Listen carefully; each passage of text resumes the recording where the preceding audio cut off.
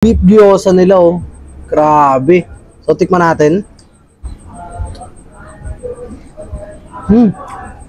Ngayon nga, ito na ata ang isa sa pinakamura pero quality na authentic Japanese food na napuntahan ko na for as low as 55 pesos. Kaya tara! Hataw na!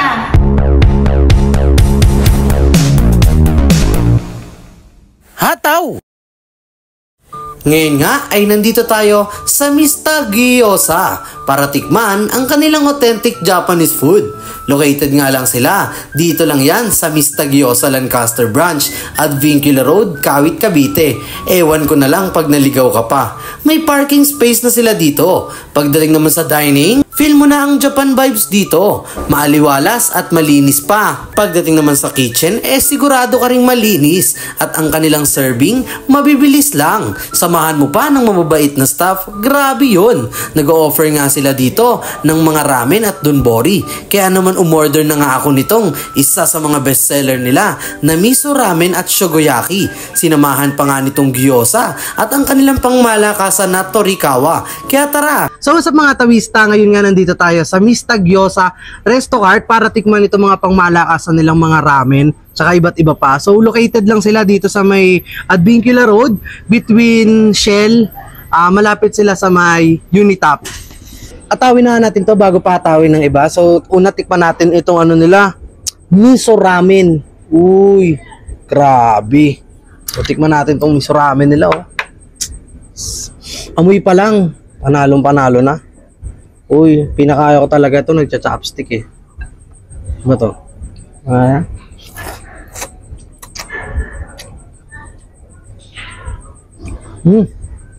Panalo. Sarap nung lasa niya.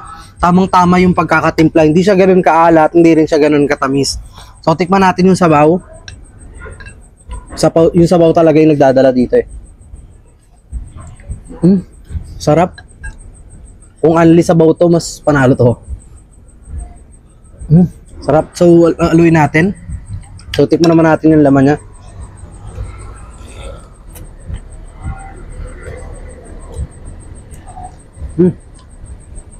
Perfect na perfect yung mga hinalong ingredients sa kanya. Tapos may kasama pa siyang egg. Kaya napakasulit nito. Sarap. Kaya punta na kayo dito. Dayuin nyo to. Kahit try nyo to. Dahil babalik-balikan nyo to. Tikman naman natin itong shogoyaki nila. Grabe. Amoy pa lang. Nanunuot na yung linamnam. So try natin to. Grabe, sasarap ng pagkain dito. So ito, tikman muna natin tong ano nila, laman nila. Yun oh.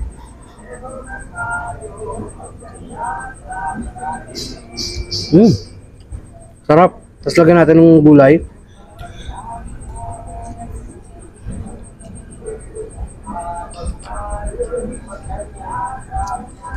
Ang sarap niya mga tawista kasi yung lasa niya nagko-complement talaga itong vegetable tsaka itong ano, meat. Solid. Panalo to. Tapos naman, try naman natin itong beef gyoza nila oh. Grabe. So tikman natin. Ang sarap niya. Siksik yung laman ng gyozang to. Tsaka malinamnam talaga siya. Hindi siya yung puro ano lang yung malalasahan mo, puro balat lang. Solid din to, try nyo to dito. Torikawa nila oh. Grabe. Sarap niya oh, parang siyang barbecue. So tikman natin.